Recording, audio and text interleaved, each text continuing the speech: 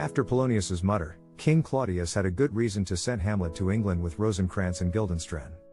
Once Hamlet had gone, Claudius muttered to himself, "And if you love me, King of England, you will carry out the wishes expressed in my letters, that Hamlet should be put to death." But Hamlet had found the king's letter and managed to save himself. It was not long before Horatio received a note from his friend, explaining how he made his escape. When the king and queen received their letters, Claudius was afraid. High and mighty, his letter read, "I will see you tomorrow and explain in person why I have returned so unexpectedly and alone. Hamlet." Claudius panicked and began to plot against Hamlet with Laertes, Polonius's son. Laertes was already in a white-hot rage with Hamlet for killing his father, and for driving his sister out of her mind. When she was told that Hamlet had murdered her father, Ophelia went mad with grief, and her madness was real. "Hamlet's returning," Claudius told him. "Do you really want to avenge for father's death?" "I'll kill him anywhere," Laertes promised him. Claudius was pleased at Laertes' fury. Surely here was the man who could kill the prince. "When Hamlet gets back, I'll praise your skill as a swordsman. He's bound to challenge you to a duel. If you use a sharpened sword, I'm sure you can easily kill him." "Of course I'll kill him," said Laertes eagerly.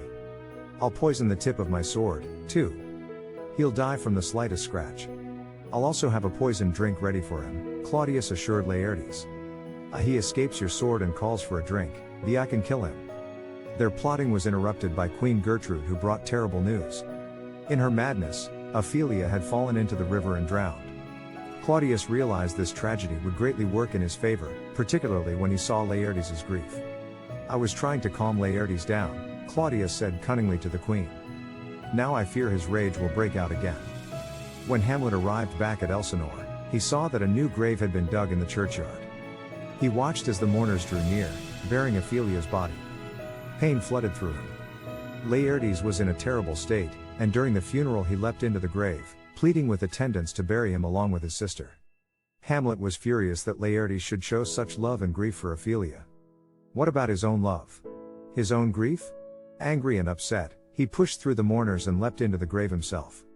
"The devil take your soul," cried Laertes, and the two young men began to fight. "Drag them apart," snarled Claudius, and his men ran to separate Hamlet and Laertes. "I loved Ophelia," Hamlet cried. 40,000 brothers couldn't love her as I did." "Remember our plans," Claudius quietly reminded Laertes. The sword fight between Hamlet and Laertes began in front of the entire court.